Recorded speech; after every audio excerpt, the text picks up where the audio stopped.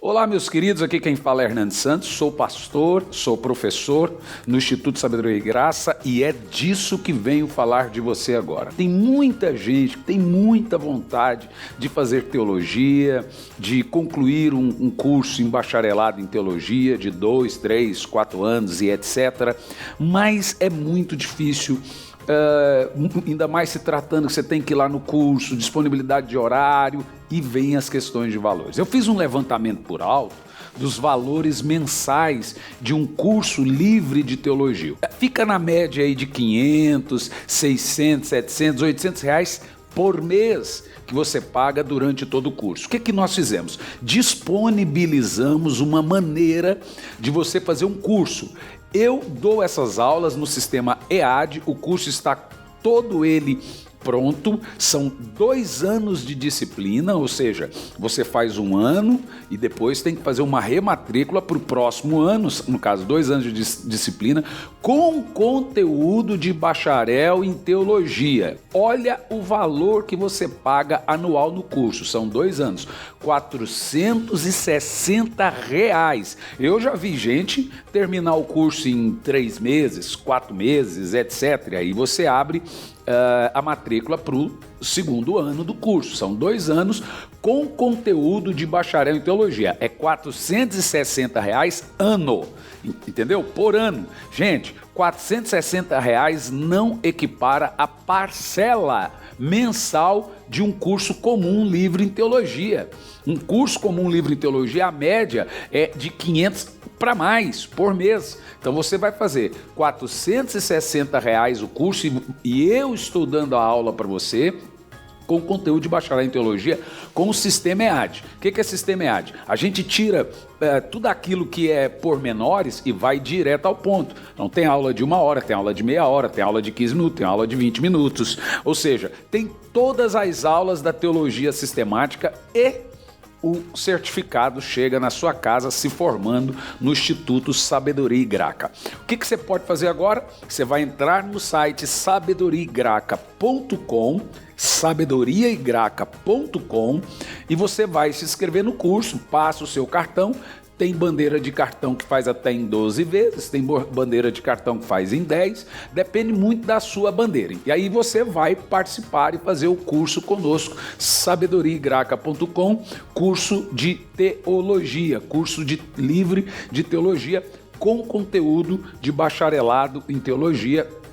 É fantástico, né? A cada 3 meses tem um sistema de provas. Eu mesmo eu mesmo preparei as provas para você e aí você está formado em teologia aí. Se você for bastante rápido, aproveita que esse monte de lockdown que o pessoal está fazendo e fica em casa estudando teologia. Vai ser muito bacana ter você como aluno, tá bom? Então, espero você como meu aluno no Instituto Sabedoria e Graça. Entra no site sabedoriaigraca.com. Que Deus te abençoe.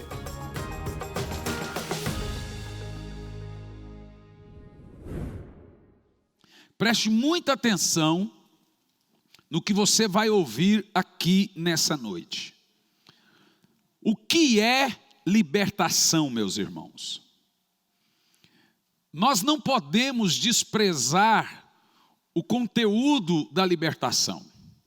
70% de nossos problemas é batalha espiritual. E nós não identificamos, não sabemos lutar, não sabemos guerrear, e isso tem que ser ensinado. O que é libertação? Isaías 61, versículo 1, na parte B, diz o que é libertação. Eis que o Espírito de Yahvé, o soberano, está sobre mim, porque o Senhor me ungiu, preste atenção, o Senhor me ungiu para anunciar a boa nova aos pobres. Nós levamos isso a sério, tá? O Senhor me ungiu para anunciar boas novas aos pobres, enviou-me para cuidar dos que estão com o coração quebrantado e proclamar liberdade aos cativos e libertação do mundo das trevas aos prisioneiros.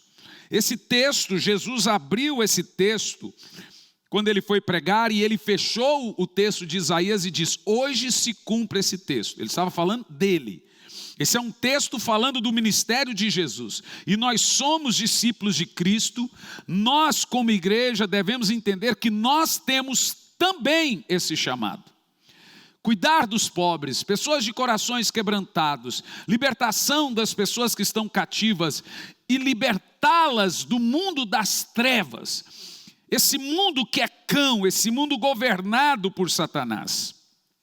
Em Atos 10 e 38, nós temos aqui mais um texto departamentalizado, do ministério de Jesus. E se refere a Jesus de Nazaré, de como Deus o ungiu, presta atenção, com o Espírito Santo e poder, e como ele caminhou por toda parte, realizando o bem, e olha o termo, salvando ou curando todos os oprimidos pelo diabo, porque Deus era com ele. Esse é o conteúdo do ministério de Cristo. Em Lucas 13, versículo 16, nós vemos que tipo de pessoas são escravizadas pelo diabo, porque tem gente que pensa que crente não é escravizado pelo diabo. Sendo assim, por qual motivo não deveria libertar? Aqui é o conceito seguinte: Jesus acabou de curar uma mulher que tinha uma doença óssea. Não sabemos que tipo de doença, mas ela andava encurvada e com muitas dores, e Jesus liberta essa mulher. E aqui nós temos o termo, e não convinha libertar essa mulher no dia de sábado. Jesus fez uma cura no dia de sábado, e aquilo escandalizou os religiosos. Essa filha de Abraão, o termo filha de Abraão aqui é filha de Deus, não é pagã. Entende isso? É alguém com fé. Hoje poderíamos dizer, essa evangélica, essa crente, essa filha de Deus, libertar essa filha de Abraão, a quem Satanás a escravizava por 18 anos. Então nós vemos aqui que há pessoas que são filhas de Deus, convertidas, bem intencionadas, com o coração voltado para Deus, e ainda assim seguem sendo escravas do diabo. Gente, na libertação, é um conceito muito complicado a libertação, porque enquanto você não fizer um bom diagnóstico do seu problema, você não vai conseguir vencer. Não é só com glória a Deus, aleluia e etc., dando as tremedinhas pentecostal que se vence na batalha espiritual. Isso aqui nós lemos, isso aqui é libertação. Quando nós falamos de libertação, nós temos 3 tipos de pensamentos acerca da libertação dentro da igreja. Primeiro, os que creem em possessões, os que não creem em possessões demoníacas, logo não crê em exorcismos de demônios. Nós temos uma gama grande aí de crentes que creem que demônios não se incorporam mais. Eles são teologicamente chamados de amilenistas. É o tipo de gente que não crê na existência de um milênio literal. Por isso nós já estaríamos num pseudo-milênio. E se estivéssemos nós no milênio, como você lê o texto do milênio, que é 1000 anos de reino de Cristo, o diabo é preso. E se o diabo é preso no milênio e nós já estamos no milênio, então para eles o diabo está preso. Os demônios também estariam presos. O que nós viveríamos é apenas uma influência dos demônios. Veja, o diabo é o Fernandinho Beiramar que comanda o crime de dentro da cadeia. Oh, é tenso ouvir certas coisas, né, pastor Emerson? Se o diabo está preso, mas ele está comandando o tráfico, entendeu? Ele está influenciando, ele bota para quebrar. Mas tem um grupo grande de crentes. Ainda tem também os teólogos liberais que não acreditam sequer na existência física eficaz do diabo e seus demônios. Então existe esse grupo. Existe ainda o segundo grupo, os que creem, mas são só técnicos. Eles não expulsam demônio. Irmão, está aí uma coisa que raramente se vê dentro de igrejas hoje. O Senhor está nos levando à oração, porque Ele já falou comigo que hora que o povo tiver liberado para ir para culto, vacina, todo mundo, a maioria vacinado, por exemplo, nos Estados Unidos já não é mais obrigatório máscara, nem em Israel, quem é vacinado precisa mais usar máscara. Então, Israel já 90% foi vacinado, né? Então, quando o povo vier, eles vão vir divorciados, alcoolizados, drogados, destruídos, com depressão, síndrome de pânico, endemoniados ao extremo. E se nós não formos uma igreja forte espiritualmente, de oração espiritualmente, nós vamos sucumbir. Por isso que o Senhor tem nos levado a orar. Porque nós vai ser, gente, corriqueiro em culto, os bichos gritando. Que coisa boa é um culto que demônio manifesta. Irmão, eu gosto mesmo é de expulsar demônio. Está dando tremedeira, assim, entendeu? O que foi? Não tem demônio para expulsar. Bom mesmo é ver o bicho obedecendo, né? Mas tem o grupo que age e age com libertação, que eles são apenas técnicos. Eles não expulsam demônios. Eles não ordenam que os demônios saiam em nome de Jesus. Quem que é esse grupo? São os que passam a vida escrevendo livros sobre demônios, libertação, etc. Mas raramente os veremos libertando alguém de fato. Entendeu? É o tipo de gente que fala assim, a verdade liberta. Se eu pregar, a pessoa está liberta. Vai nessa. Mas pastor, crente fica endemoniado. Bom, tem duas respostas para isso. Tem a resposta bíblica, a teológica, a resposta teológica, e tem a resposta prática. Teologicamente falando, crente não fica endemoniado. Na prática, eu expulso demônio de crente todo dia. Qual a resposta que você quer? Então, se você olhar no Novo Testamento, você não vê crente endemoniado. Não sei se é porque os crentes do Novo Testamento eram crentes de verdade. Tem isso também. Mas eu chego em culto aí, gente, só o que tem é demônio. Às vezes você tem que falar assim, espírito bom, sai desse corpo das trevas. Vai chegar um culto, nós vamos falar assim, sai, quem é você? Eu sou Lúcio. Lúcio de quê? Lúcio Fé. O que você quer, Lúcio? Eu quero me ver livre do Tonho. Quero ser liberto daquele cidadão. Tem gente que é assim, tem ou não tem? Então veja. Existe, gente, um sem número de irmãos nas igrejas que passam a vida lendo livro de libertação e nada sabem de fato. Vem demônio em tudo. Mas nunca expulsa um sequer. Eles argumentam que a verdadeira libertação vem pelo conhecimento da verdade. Preste muita atenção. Agora, o que é mais importante nós analisarmos, é evidente que a libertação, ela passa inicialmente pelo conhecimento da verdade. É claro que nós sabemos disso, mas as pessoas não são libertas só por conhecer a verdade. Elas são libertas quando praticam a verdade. Se todo mundo praticasse o que aprende, ficaria mais fácil. Então, honestamente falando, quem vive só na técnica, dentro da igreja, lidando com libertação, estão arrodeados e não sabem o que se envolvem. Demônio, gente. Você tem que falar, saia em nome de Jesus para ele sair. Você tem que escancarar a autoridade espiritual.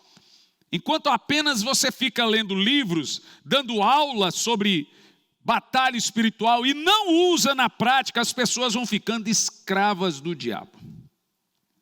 Veja Atos 8, versículo 7, esse relato de como os demônios saíam nos cultos de avivamento na Bíblia. Porque tem gente que é assim, manifesta um demônio, ele some da igreja, ele dá medo nele, ele fala, me senti na Universal. Como se expulsar demônio fosse a coisa errada da Universal.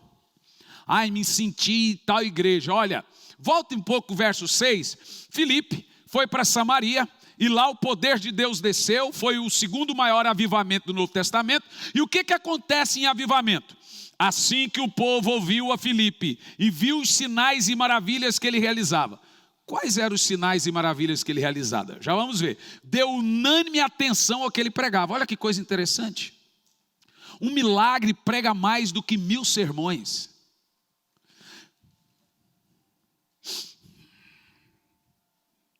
Deus deve estar falando. Um milagre prega mais do que 1000 sermões. O que são sinais, gente? O povo parou para dar atenção e entender Filipe quando eles viram os... Agora, quais são os sinais? Próximo verso. Porque os espíritos imundos abandonavam a muitos dando grito, aos berros. Demônio gritar num culto de avivamento é sinal de maravilha. O que mais acontecia? E um grande número de paralíticos eram curados. Por que o povo credibilizou a pregação de Filipe? Porque os sinais credibilizava, assim também foi com Jesus. Nós devemos, como igreja, querer sinais num culto. Tem que ser comum esperarmos da parte de Deus os sinais. Isso é libertação de forma prática. Eu acredito sim que a teoria, os ensinos, nós temos curso de libertação, eu tenho livros sobre o tema, vem depois.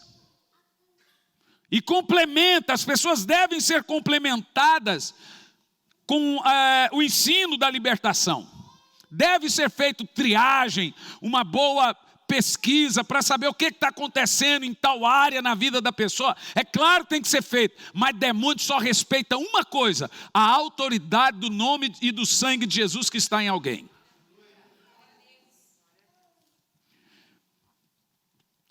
Vamos lá entender um pouco da luta espiritual. Preste muita atenção. Você está aqui me vendo. Você olha para o seu corpo, você está se vendo. Em tese, você está vivo. Mas nós somos espírito, alma e corpo. Esse termo é chamado de tricotomia.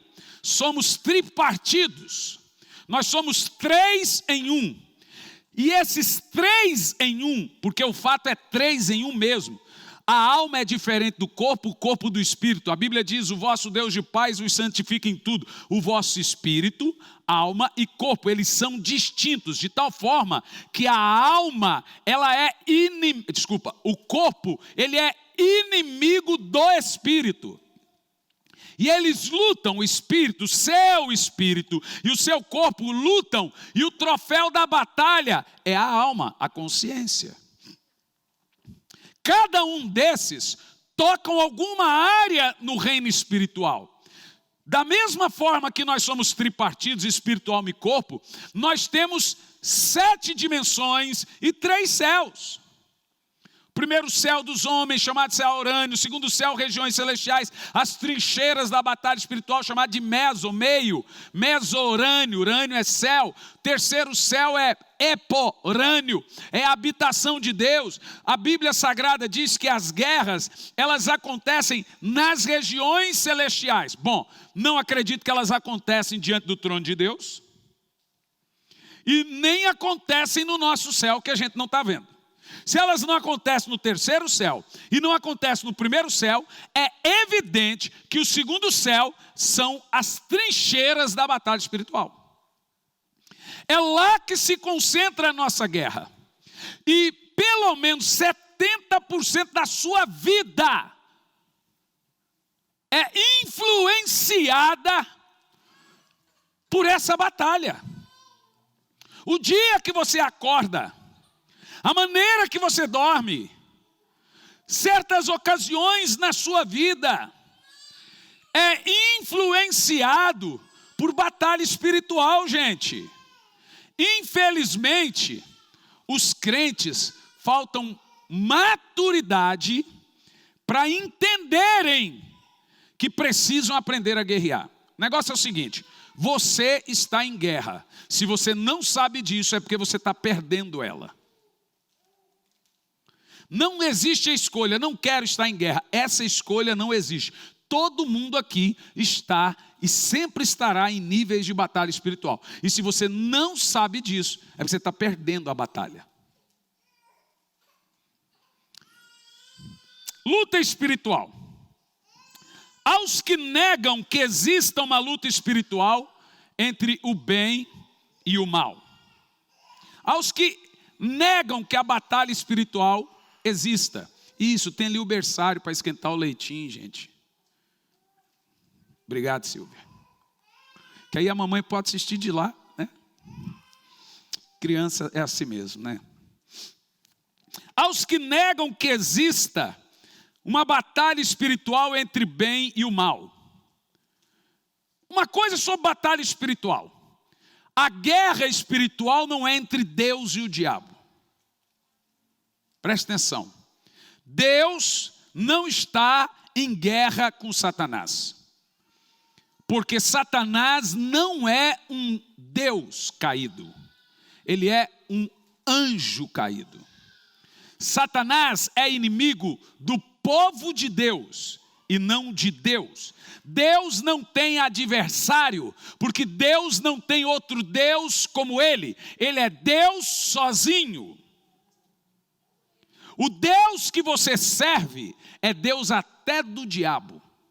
Ele é Deus de vivos e mortos, de anjos, Ele é Deus de todos. Então você vê que Jesus foi levado até o pináculo e disseram, o Lúcio disse para ele, se você prostrado me adorar, está vendo aqui, ó, olha os reinos do mundo, está ali, ó, tudo meu, ó, Arena do Atlético, Itaquerão, tudo isso é meu. Se você me adorar, eu te dou tudo isso se você me adorar. Jesus disse o quê? Somente ao Senhor, olha o português experimental, gente. Teu Deus adorarás e só Ele prestarás culto. Jesus disse que o diabo tinha um Deus. Em Marcos capítulo 5, Satanás chegou em Gadara.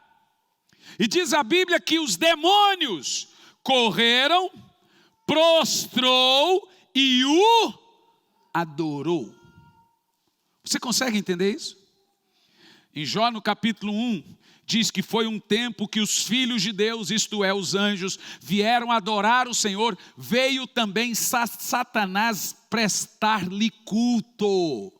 No capítulo 2, outra vez, no outro tempo que os anjos vieram adorar o Senhor, veio de novo Satanás apresentar-lhe culto. Vocês entendem o que eu estou falando, gente? Quem entende o que eu estou dizendo? Então existe uma batalha, mas essa batalha não é entre Deus e o diabo. Essa batalha é entre você e o diabo. Satanás é inimigo do povo de Deus, é inimigo da igreja. Nós ocupamos o lugar dele.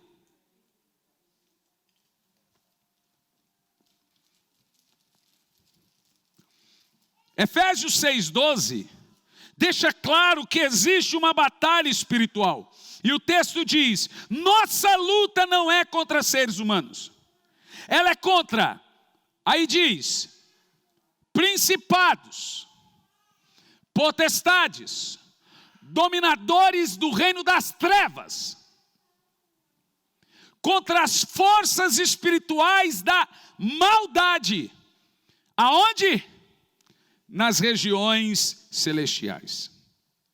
O apóstolo Paulo afirma que literalmente que existe uma batalha, uma guerra tirânica, uma guerra sem precedente, terrível, contra seres do mal, contra o mundo espiritual.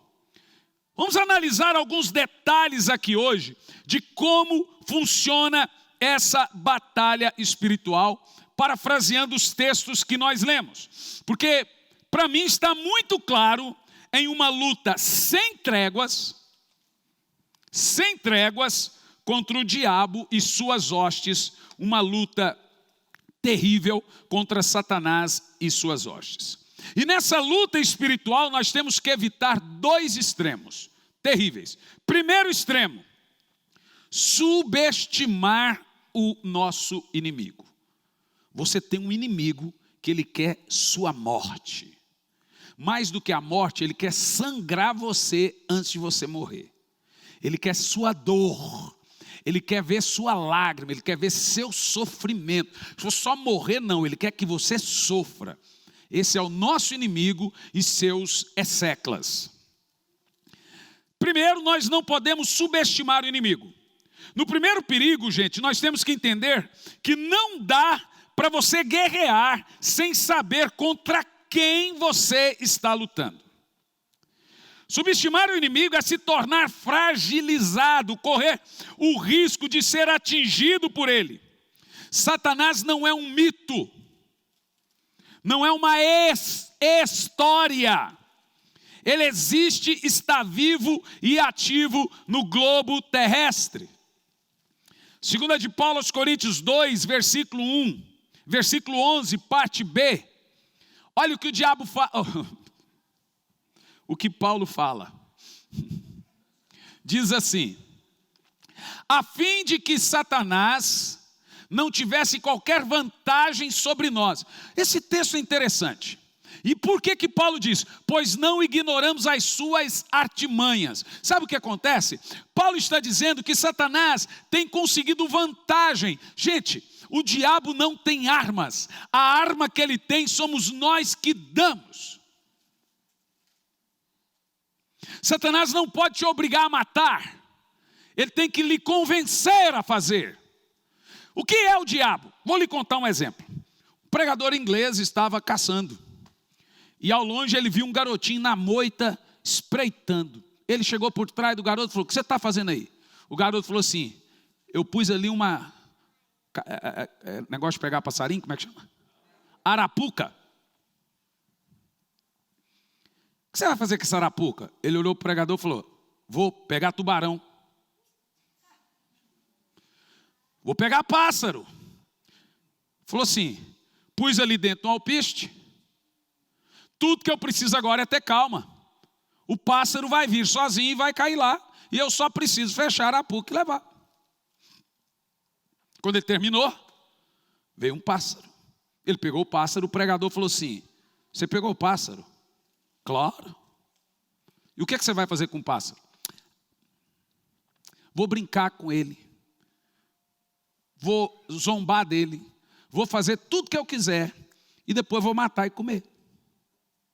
Aí o pregador diz: rapaz, solta o pássaro. Eu falei: de jeito nenhum. Estou o dia inteiro aqui para pegar esse pássaro. Agora você está falando para eu soltar? O caçador diz: quanto você quer por ele? Quer?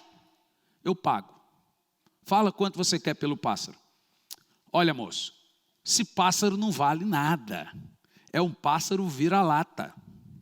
Isso nem canta. Só serve para a gente pegar e comer. Põe o preço que eu compro o pássaro. Tá bom, já que o senhor quer comprar, o preço é tanto. É caro? Tudo bem, eu compro. Comprou o pássaro.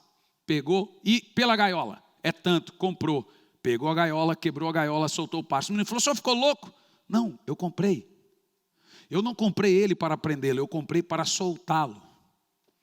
O pregador inglês é Jesus. O pássaro somos nós. A gaiola é o pecado e o menininho é o diabo. Olha o tanto de esforço que o diabo faz para nos destruir. Quase nada.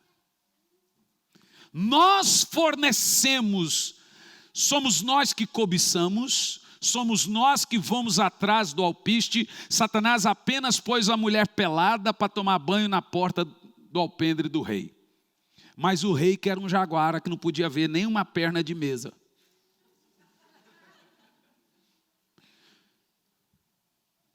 Então o diabo falou assim: vai lá, Betseba, toma banho. E o rei falou: vai lá, olha. Diz que a primeira olhada é inevitável, a segunda já é cobiça. E o engraçadinho diz: vou olhar e vou ficar olhando. O rei olhou. A partir do momento que ele olhou, entrou a cobiça. O diabo não precisa fazer mais nada. Ele agora vai ficar só espreito observando o tombo. Quando o ego, quando a cobiça, a lascívia entra, irmão, o diabo não precisa fazer mais nada. A maior arma que o diabo tem somos nós que damos.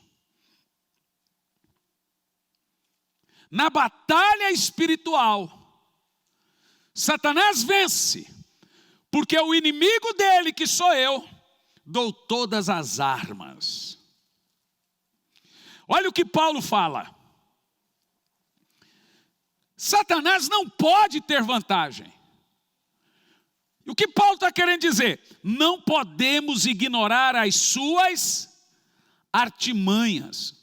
Com isso, Paulo aqui nos deixa um alerta mostrando que nosso inimigo é extremamente perigoso. O segundo extremo que nós temos que evitar na batalha espiritual é superestimar o inimigo. O primeiro é subestimar. O segundo é superestimar o inimigo. É ficar com medo dele, dar muito valor a ele, valor que ele não possui. Em momento nenhum a Bíblia nos manda ter medo do diabo. A Bíblia manda você correr do pecado, mas manda enfrentar o diabo.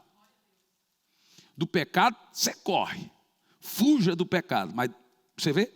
Mas o diabo você tem que enfrentar.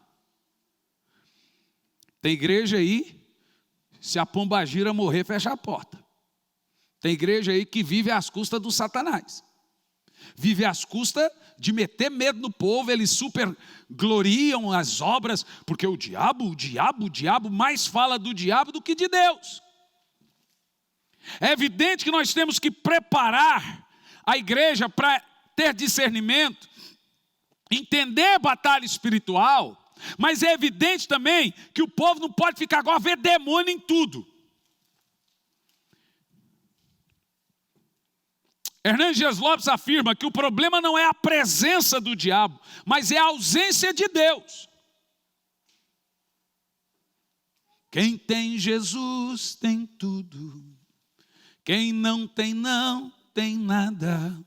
Mas quem tem Jesus Cristo, no céu já tem morada. Quem tem Jesus tem tudo, irmão. Que papo é esse? Você tem Jesus e o diabo não tem, é você que tem medo do diabo. O diabo tinha que correr, fugir. Não é você que tem que ter medo. Quem entende o que eu estou falando? Com isso nós aprendemos que se estamos com Deus, nós estamos protegidos. Uma coisa precisa ser dita: há muitos que falam mais do diabo do que de Jesus. Isso é errado. Mas há muitos que sequer instruem a igreja a ter discernimento para entender a batalha espiritual. Isso também é errado. Tem gente que minimaliza, tem gente que maximiza. Tem gente que o que é espiritual, ele transforma em algo carnal, e o que é carnal ele transforma em espiritual. O que falta? Discernimento. Qual era a diferença das 10 virgens, de 5 loucos e 5 prudentes? Uma palavrinha, só uma palavrinha: sabedoria, discernimento. 5 tinha sabedoria e 5 não tinha. A diferença no final das contas entre uma igreja e outra é o discernimento. Se você tem discernimento, você sabe que isso é do diabo. Não, isso não é. Isso não é. É fato, gente, que Satanás não é um mito nem uma lenda, mas também não é um Deus caído, ele é um anjo caído. Nosso foco é Jesus. Não podemos superestimar o diabo e nem subestimar o diabo. E como vamos fazer isso? Com discernimento e equilíbrio. Vamos entender aqui então, dentro do texto, a natureza do nosso inimigo. Põe o verso 12, primeiro confira Efésios 6,12, Paulo afirma, em primeiro lugar, quem não é nosso inimigo. E ele diz assim: nossa luta não é contra seres humanos. Por que entender isso é importante? Porque às vezes, diante das lutas que enfrentamos em nossa vida, nós chegamos à seguinte conclusão: tal pessoa é nosso problema, tal situação é o meu problema. Mas Paulo diz que não é tal pessoa, nem tal situação o nosso problema. Paulo deixa claro que o nosso real problema é o quê? Satanás e seus anjos. O seu inimigo, irmão, olhe para mim, é o diabo. O diabo usa as pessoas, mas ele é o seu real inimigo. E por não entender isso, nós machucamos pessoas e somos machucados por pessoas. E aí nós transformamos inimigos em amigos e amigos em inimigos. Paulo começa dizendo: nossa luta não é contra a gente, é contra espírito.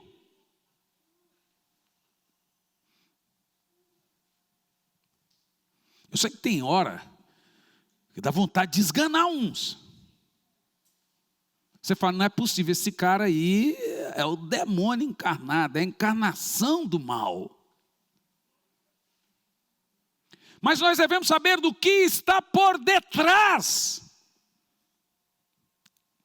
Porque Satanás, ele toma posse do corpo das pessoas.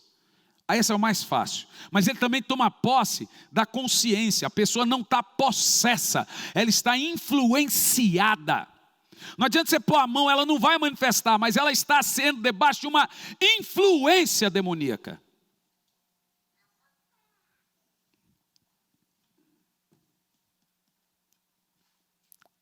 Em segundo lugar, veja o verso 11. Paulo nos mostra, se a nossa luta não é contra a gente, ela é contra quem? Olha o verso 11.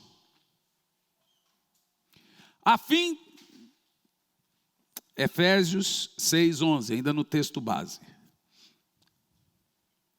Revestivos da armadura de Deus para poder ficar firme contra as ciladas do diabo. Percebeu? Aqui literalmente o apóstolo Paulo cita o diabo como o nosso grande inimigo. A maioria das suas dores de cabeça são setas. A maioria de suas dores são setas. Tem coisas que são emocionais, você precisa de um descanso.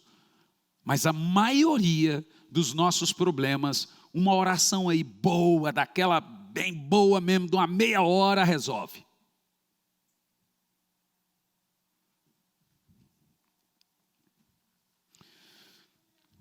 Então, em primeiro lugar, Paulo nos mostra quem não é nosso inimigo. Em segundo lugar, ele mostra quem é nosso inimigo. Nosso inimigo é o diabo e é contra ele que nós lutamos. Quem é esse inimigo? No versículo 12, deixa congelado o texto do verso 12, ele nos define esse inimigo dessa forma. Ele é poderoso. Paulo chama esse inimigo de organizado, principados, potestades, dominadores desse mundo tenebroso e forças espirituais da maldade. Em minha humilde pesquisa de mais de 20 anos pregando o evangelho, eu identifico os príncipes. São seres que possuem corpos, são seres regentes de países e nações. Nós temos isso em Daniel. É chamado de príncipe da Pérsia, é chamado de príncipe da Grécia. E só uma nação no mundo tem um príncipe do céu, de Deus. É Israel. Miguel é chamado príncipe da nação do povo de Deus. Todas as outras têm um principado do diabo governando. É muito fácil você entender. Quando você começa a estudar as nações, eu fico brigando com a minha esposa e meu filho para estudar comigo história. Eles não gostam. Eu fico horas estudando história. Parece coisa de doido, né? Mas quando você vai estudar a história do Brasil, você entende de onde o Brasil deu errado. Lá no início, gente, o Marechal deu um golpe em Dom Pedro II. Quem sabe dessa parte aí da história? Mandou a família real embora às 3 da manhã. Ele era considerado o maior imperador do mundo. Não sei se você sabe, Portugal não era mais na Europa, era no Brasil, porque Napoleão invadiu aquele pedacinho de terra e Dom João, muito esperto, fugiu para o Brasil e estabeleceu aqui. Portugal era aqui. Depois o povo, Napoleão perde a guerra e etc. E o povo português exige a volta de Dom João. Ele volta, depois exige a volta de Dom Pedro I. Dom Pedro I volta e deixa o filho de Dom Pedro II. Vem a história do fico de Dom Pedro I. Mas a esposa de Dom Pedro II, a princesa Isabel, não é? É, gente? Não acredito. Não é só minha esposa e meu filho, não. Ela, por causa da abolição da escravatura, houve um golpe contra o rei. Os coroné, os latifundiários não queriam, eles queriam manter seus escravos, e a princesa foi lá, aí um falou assim para ela: você sabe que vai custar o reino. Ela falou: não tem problema. Deu a canetada, acabou com a escravidão. A partir daí, tem o primeiro golpe. Aí depois vem um segundo golpe, em Washington, no presidente Washington Luiz. Vem o segundo golpe. Olha, golpe atrás de golpe, golpe atrás de golpe. Aí tira o Washington Luiz. Quem que tirou? Vargas. Aí Vargas sofre 2 golpes, depois de ter dado 1. Gente, contados são 18 golpes de 1800 Carmiranda até hoje. É muita coisa. Como é que um país desse vai dar certo com a covardia que fizeram com a família imperial, que trouxe toda a riqueza para o Brasil? Não tinha motivo. O motivo é porque eles aboliram a escravatura. Aí você começa a perceber que Satanás influencia através de seus principados. Você vai estudar a história, é os coroné comprando juiz, é os coroné, os latifundiários comprando político. Eles vão lá, eles não pagavam em dinheiro seus trabalhadores, gente. Eles pagavam em vale. Então votar, quem não votasse no candidato que o coroné escolhesse, estava lascado. Como é que um negócio desse dá certo? Você começa a perceber que o Brasil tem um comando de corrupção desde o início. Quer dizer, desde quando fizeram a covardia terrível com a família imperial. Você vai estudar a história da Rússia, a mesma coisa. Os bolcheviques, né? Com Lenin, que depois de estudar Marx, Rousseau, Voltaire, decidiu fazer uma revolução e matou toda a família imperial, igual aqui. Como é que vai dar certo um mundo em que mata para conseguir poder, e o outro vem e mata o outro para poder? Vem a Revolução Francesa, Rousseau, Voltaire, mata todos os príncipes e reis da Europa, um homem chamado Guilhotina. Cria uma máquina e começa a cortar a cabeça no centro de Paris. Como é que um negócio desse dá certo, gente? Aí você vê que há um domínio das trevas no mundo. Você vê que historicamente as coisas dão errado e vão dar errado, não vai mudar. A Bíblia chama isso de mundo, sistema mundial das trevas. São príncipes, são principados. Você posa em alguns países da Europa, é pesado o clima. Meu Deus, chega, dói a cabeça. Como é que a África vai dar certo, gente? Se você estudar a história da África, é terrível. Não tem como. A Ásia. Então, você vai estudar a história, você começa a ver como Satanás foi desenvolvendo as culturas. Desde os mongóis, que conquista toda a Ásia, que é o primeiro grande império, o Império Mongol, lá no período da Ásia, e o Império Romano não chega lá por causa dos mongóis, né? Com Gengis Khan, né? O famoso Gengis Khan, o reino mongol. E você vê como Satanás vai costurando os reinos do mundo, como ele vai tecendo a cultura de cada país, e ele põe lá o seu governador celestial e fala: mantenha esse país nessa cultura.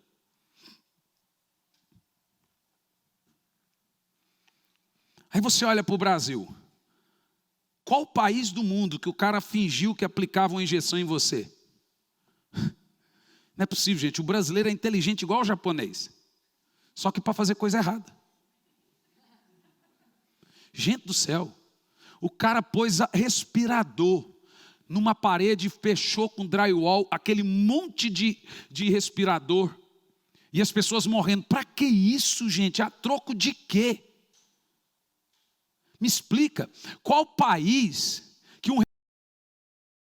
vai investigar um presidente.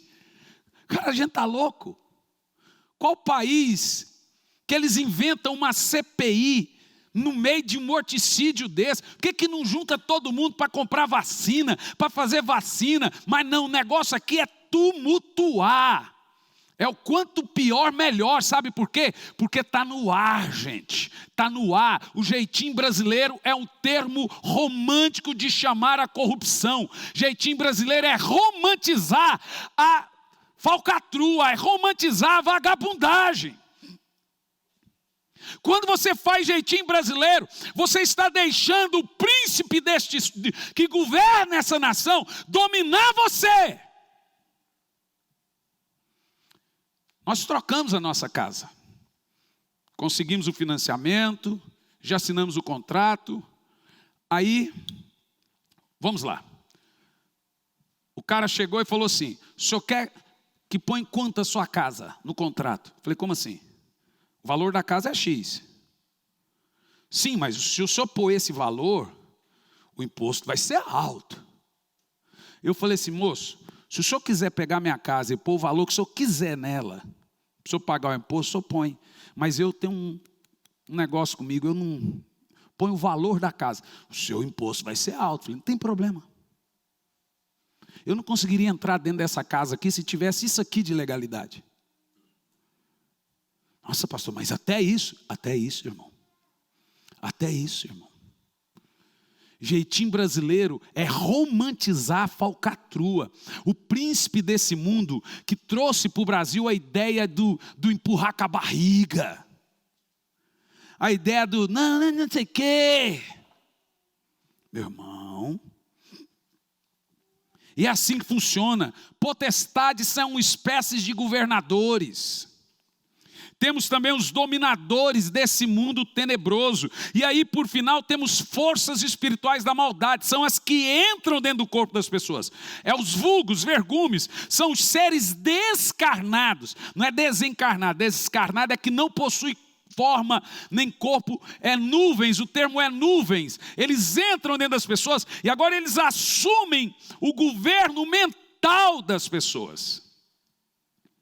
E qual é o alcance desses seres? A Bíblia afirma que o alcance deles é mundial. A Bíblia diz que o mundo jaz no maligno. A Bíblia diz que Satanás tem um reino. A Bíblia afirma que os seus súditos, os súditos desse reino são subjugados.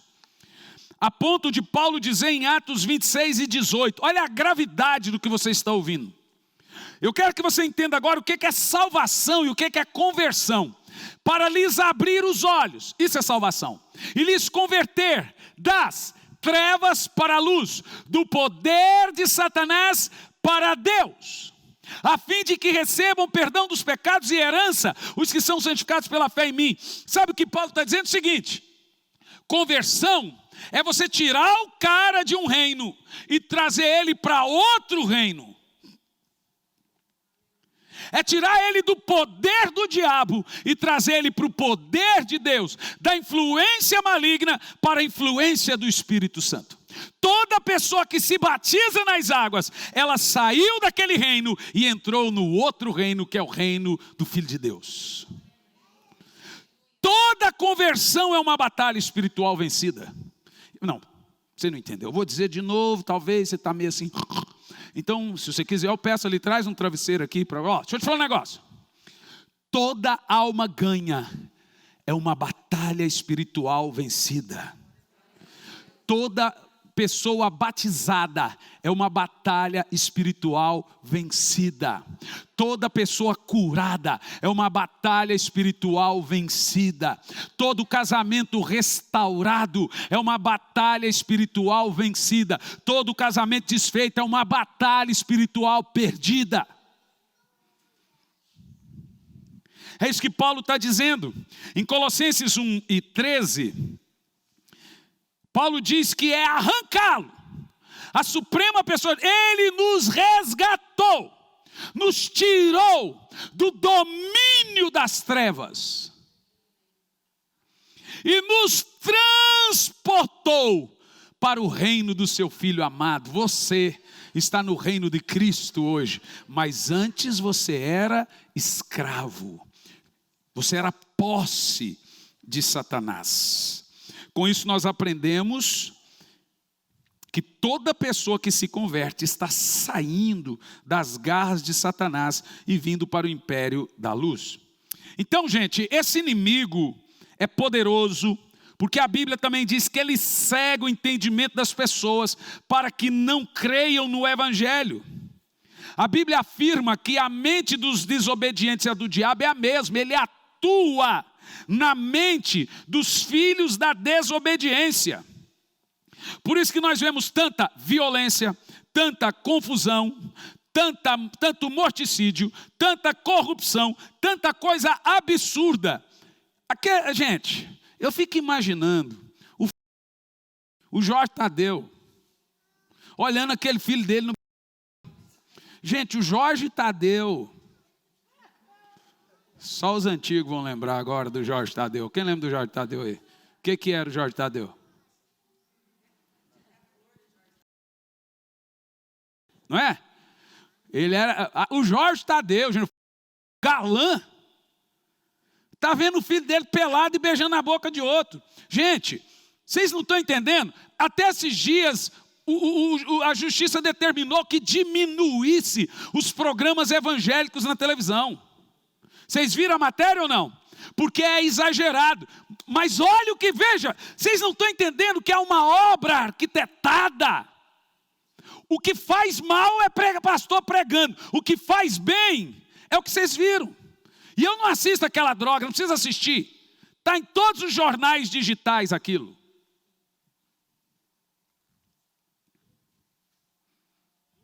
Eu estou falando que eles estavam nus. Se fosse um casal hétero, seria escândalo também.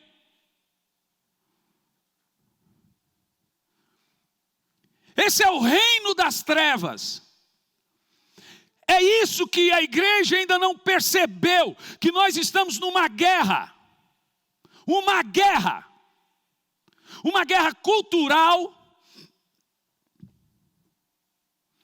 cultural mesmo. Se você pegar o Tratado de Lenin, que foi uma adequação de Karl Marx, você fica assustado. Ele fala, crie confusões entre classes. Faça todas as classes da sociedade ser inimigo uma das outras. O negro tem que odiar o branco o negro, o indígena tem que odiar o outro isso, o proletariado tem que odiar o patrão e quem não é o ateu tem que odiar o religioso. É criar confusão. Jesus disse que nos últimos dias haveria no mundo sedições. A palavra sedições é confusão social.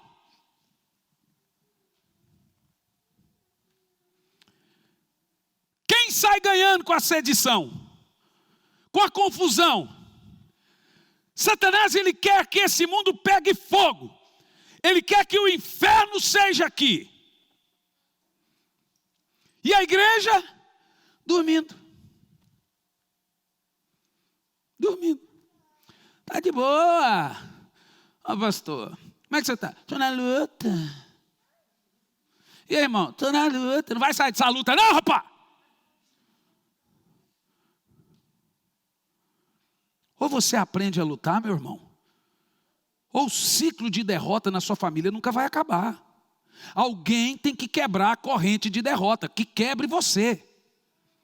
Que quebre você o ciclo. E sabe de uma coisa?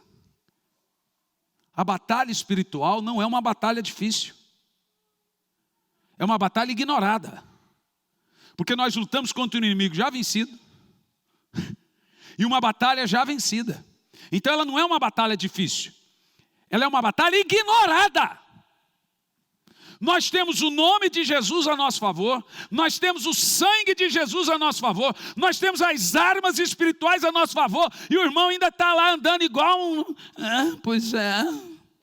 Você vai ver, eu estou pregando isso aqui. Tem gente que ainda vai para a internet murmurar. Meu filho vai orar, vai batalhar, deixa de ser frouxo, deixa de ser banana. Existe uma batalha, você tem que aprender a falar com o diabo, igual você fala comigo. Ele é real.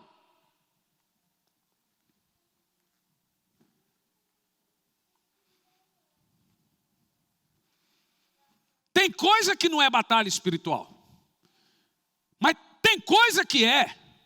E como eu vou saber, pastor? Sendo crente, orando. Se você está orando todo dia meia-noite, o discernimento virá sobre você. Discernimento é um dom do Espírito. Com o dom de discernimento, você vai identificar o que é batalha e o que não é. O povo hoje não identifica porque também não ora.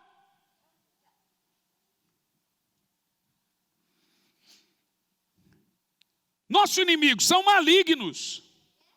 Observe o que Paulo fala: mundo tenebroso, forças espirituais do mal. Dá para a gente perceber esse termo aqui, gente, assistindo os telejornais.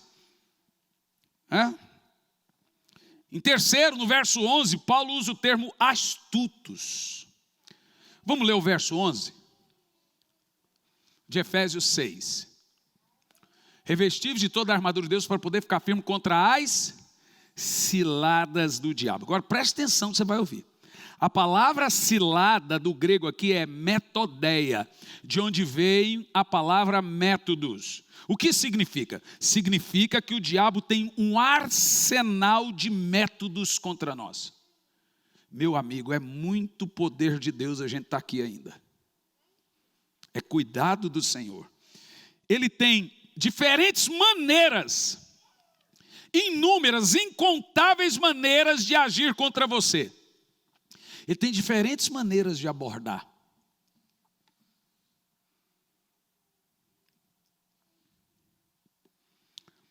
Quando pegamos Mateus 4, veja comigo, verso 1 até o 11. Olha só como Satanás aborda Jesus. Do verso de 1 a 11, você vê que Satanás tenta abordar Jesus assim. Jesus foi conduzido pelo Espírito, o Espírito aqui é o Espírito Santo, tá? Ao deserto para ser tentado pelo diabo. Então todo mundo vai passar seu deserto e sua luta pessoal contra o diabo. Então preste atenção, não dá para fugir, mas dá para aprender. Ok? Depois de jejuar, agora escute bem. Qual é o problema do povo? Não oram, não se consagram. Porque guerra você já tem. Mas olha o termo, depois de jejuar e 40 dias de noite, teve fome. Continua. O tentador aproximou-se então dele e disse: se tu és filho de Deus. Primeira coisa que o diabo quer colocar na nossa mente: você é crente mesmo? Ei, você realmente é salvo? Primeira coisa que Satanás quer pôr no nosso coração é a ideia de se somos salvos ou não. Você é mesmo filho de Deus? Gente, o diabo é endemoniado. Se tu és filho de Deus. Segunda coisa, manda que essas pedras se tornem pães. Jesus podia fazer isso? Podia ou não podia? Vê lá com Adão e Eva, o diabo falou assim, ó: se você comer do fruto, será semelhante a Deus. Eis, eles já eram. Eles foram feitos à imagem e à semelhança de Deus. Veja só, Jesus várias vezes transformou pedra em pão. Ele fez chover pão, fez cordonize cair. É piada isso aqui? Veja que Satanás não está tentando Jesus em coisa que ele pode ou não fazer. Satanás está tentando Jesus se ele vai obedecer. Ele sabe que Jesus pode. O que ele quer é controle, é manipulação. Jesus, porém, afirmou: está escrito, nem só de pão viverá o homem, mas de toda a palavra que sai da boca de Deus. Continua o texto. Então o diabo conduziu a cidade santa. Gente, o que é interessante, o diabo não desistiu. Colocou Jesus sobre a parte mais alta do templo e desafiou-lhe. Olha lá o texto. Se tu és filho de Deus, joga daqui para baixo, Pois está escrito que aos seus anjos, o Satanás citou a Bíblia, aos teus anjos dará ordem ao teu respeito e te sustentarão, para que jamais tropecem a pedra. O cara pregou para Jesus. Você vê, está em parafrase aqui, ó, porque ele citou, mencionou um texto bíblico. Aos teus anjos dará ordem ao teu respeito, para que você não tropece em coisa alguma e as tuas mãos te sustentem.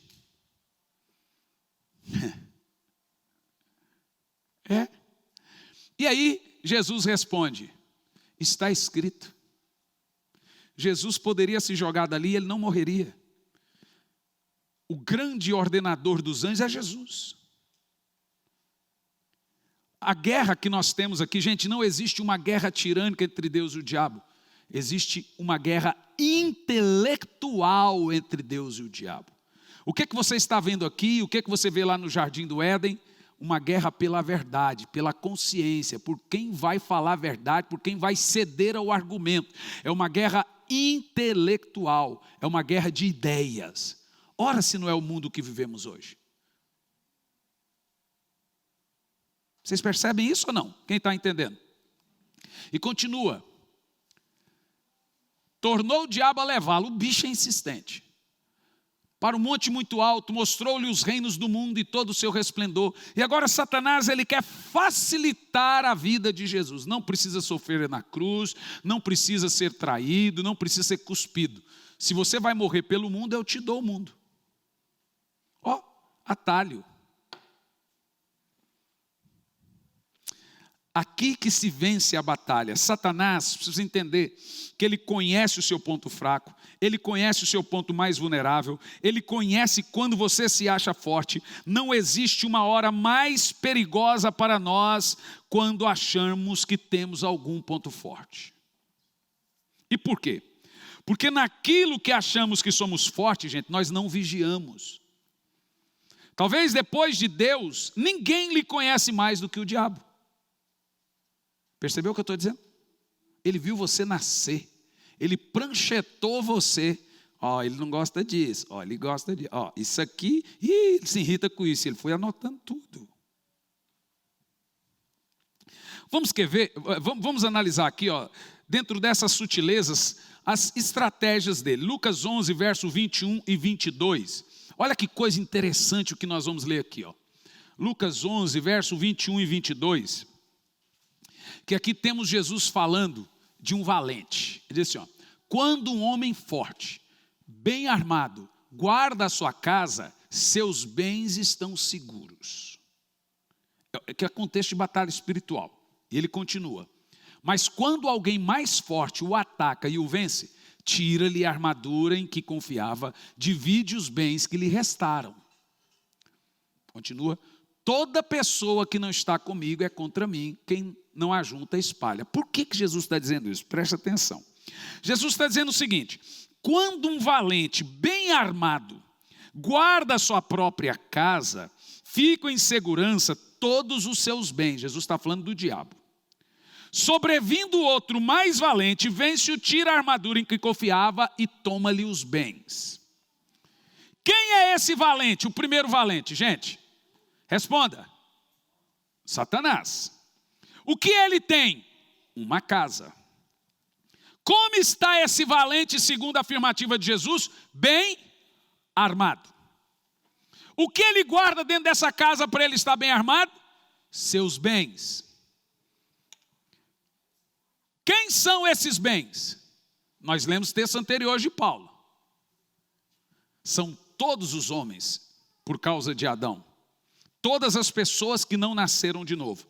Porém tem algo poderoso, e agora eu quero vibração! A Bíblia diz que existe um outro mais valente. Ele é muito mais poderoso. Quem é o mais valente dito por Jesus aqui? Ele mesmo, Jesus. O que ele faz com o outro valente? Vence-o. O que mais ele faz? Tira a armadura. Olha que coisa interessante. O diabo está lutando uma guerra perdida para ele. Ele é um inimigo vencido e ele está sem armadura. Eu estou lutando uma guerra vencida. Um inimigo que já é derrotado e eu tenho armadura. A Bíblia diz que Jesus tirou dele a sua armadura. O que mais Jesus tirou dele? Os bens. Quem são os bens? As pessoas na mão dele. O Senhor Jesus tirou você das mãos de Satanás. Eu quero que você entenda que a sua luta não está perdida. Existe uma vitória, gente. Tem algo para acontecer. Você precisa receber isso do seu espírito. Nós somos vencedores. Ei, levanta a cabeça. Satanás ama a gente com a cabecinha baixa. Eles dizem até que tem um encosto, por isso que anda assim, né? Agora observa uma coisa. Satanás, como ele é vencido, não tem armadura, é derrotado, só tem uma maneira dele fazer, é o menininho com a arapuca. Ele tem que armar o quê? Cilada. Então pense, aonde Satanás irá agir com mais astuta? Lá no mundo? Você acha que Satanás está armando cilada para quem está com ele? Sabe por que ele arma cilada? É porque ele nos perdeu. Ele perdeu a mim e a você. Na realidade, todo esse arsenal que o nosso inimigo possui é para usar contra a igreja. E é na igreja que ele escala seus piores e mais terríveis demônios. Fica atento agora para algo muito importante. O diabo não tem armadura. Você está de posse da armadura de Deus. Quais são as artimanhas que Satanás tem contra nós? Anote elas agora. Agora vamos para a prática. Você vai usar tudo isso que você está ouvindo agora. Primeiro, Mateus 13:19. Ele furta a palavra semeada no coração. Agora escute bem. Já parou para pensar que tem pessoas na igreja tantos e tantos anos e não entendem nada que é pregado? Porque o diabo vai lá e ele tira a semente, ele furta a palavra. Já parou para pensar que tem pessoas na igreja, tantos e tantos anos, que não se converte? Se convencem, mas não se converte. Por quê? Simplesmente não muda, porque a palavra está sendo roubada. E ela dá lugar. Satanás está furtando a semente que é plantada em vossos corações. Tem pessoas que pensam que o diabo não entra na igreja. Gente, ele não sai do céu. Onde é que estaria Satanás hoje, agora? Apocalipse capítulo 12. Confere para mim certinho esse texto aí. O inimigo do povo de Deus que está diante de Deus, nos acusando de dia e de noite. Apocalipse 12. Põe a partir do versículo 5, por favor. Mas vamos ver o texto certo. Ele é a antiga serpente, inimigo do povo de Deus, que está diante de Deus nos acusando. Tem gente que pensa que o diabo não entra na igreja. Gente, o diabo até prega. O diabo canta. Ele lota a igreja. Tem igreja aí que se o Espírito Santo for embora, nem vai perceber.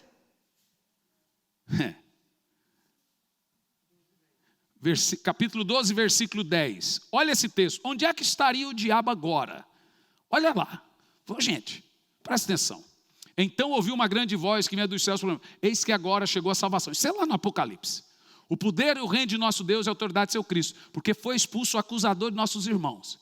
Mas lá no final dos tempos, hein? O mesmo que os denuncia de dia e de noite perante Deus. Não, o diabo não entra na igreja. Se o cara vai no céu. Onde é que o diabo acusa você e tenta acabar com a sua raça? Perante Deus. A história de Jó. Ele foi diante de Deus para acusar Jó. Mas como que nós o vencemos? Verso 11. Eu quero ouvir vibração, povo. E agora tem que ser forte, che. Portanto, eles somos nós, somos acusados pelo diabo. Aqui não está dizendo, e Jesus o venceu, ele já foi vencido por Jesus, e Deus que ele aprendeu. Não, agora é nós, eles, a igreja o venceram. Como? Pelo sangue do Cordeiro que nós temos e pela palavra do testemunho que damos. Então o negócio é o seguinte: você vence o diabo pelo sangue de Jesus e pelo testemunho que você dá. Como é que Jó venceu? Quem deu o testemunho de Jó? Tende visto meu servo, homem reto, íntegro, temente a Deus. Deus deu o testemunho de Jó. Se Deus tiver que defender você, Jesus, seu advogado, o que ele vai falar de você? Porque você vence o diabo com sangue e com o seu. Engrossou o caldo? Hoje nós vamos dobrar o joelho e vamos guerrear por causas. Vamos falar comigo. Sabe quando você está muito nervoso? Eu vou te pegar, miserável.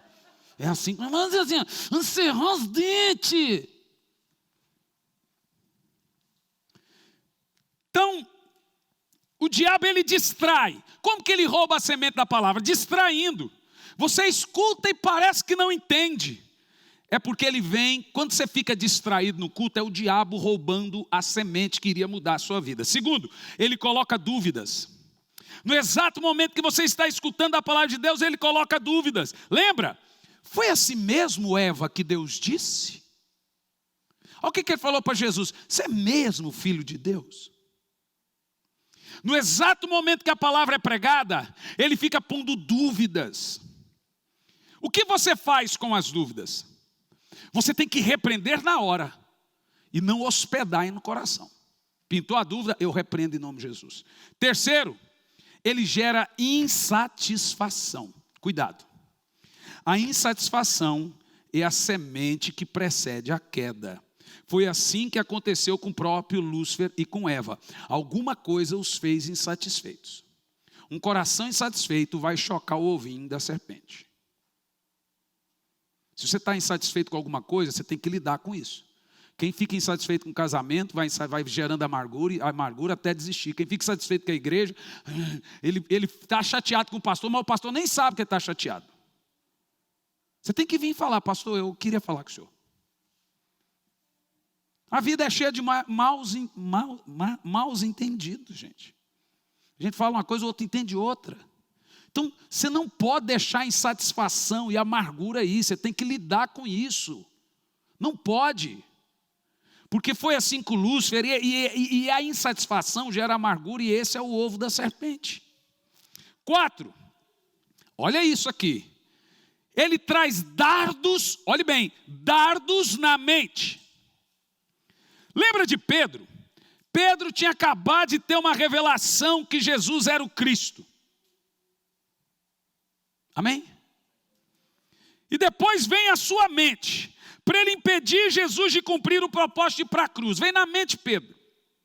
Você já parou para pensar que muitas vezes passa pela sua cabeça um monte de coisa estranha? Sabe o que são essas coisas estranhas? É isso aqui, ó. É o diabo pegando os dardos e jogando na sua mente. Porque se você acolhe o pensamento, ele tem você. Que são essas coisas estranhas? Presta atenção. Toda vez que passar algo na sua mente muito estranho, terrível, é isso que a Bíblia chama de dardos inflamados do maligno. Não é que você pensa daquele jeito. Passou um negócio aqui. O que um crente tem que fazer? Repreender na hora. Mas o que muitos fazem? Acolhem. Aí passou um negócio na minha cabeça aqui. Não é seu jeito de pensar, não é seu. Então, se não é seu jeito de pensar, quem que pôs esse pensamento aí? Dardos inflamados do maligno, gente, é os pensamentos que entram na nossa mente de forma estranha. São coisas esquisitas, coisas estranhas que vêm na nossa mente. E como apagamos esses dardos, gente? Como apagamos essas dúvidas? A Bíblia diz, com o escudo e o capacete. Você tem que dizer, não é isso que eu creio. Como é que Jesus apagou? Está escrito, é assim. Não é isso que eu penso. Não sou isso, não sou aquilo, eu sou vencedor.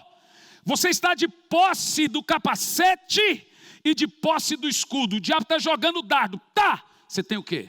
O capacete. Você tem o escudo, que é a fé. Diga amém. Por isso que a Bíblia nos ensina a ficarmos de posse da armadura. Meu irmão, sem armadura você não aguenta. Você não tem o capacete, os dardos entram, você não tem o escudo, você fica sem fé, você não tem as botas, que é a preparação do evangelho, você não está cingido os lombos. Então veja, sem a armadura de Deus, é uma guerra perdida para nós.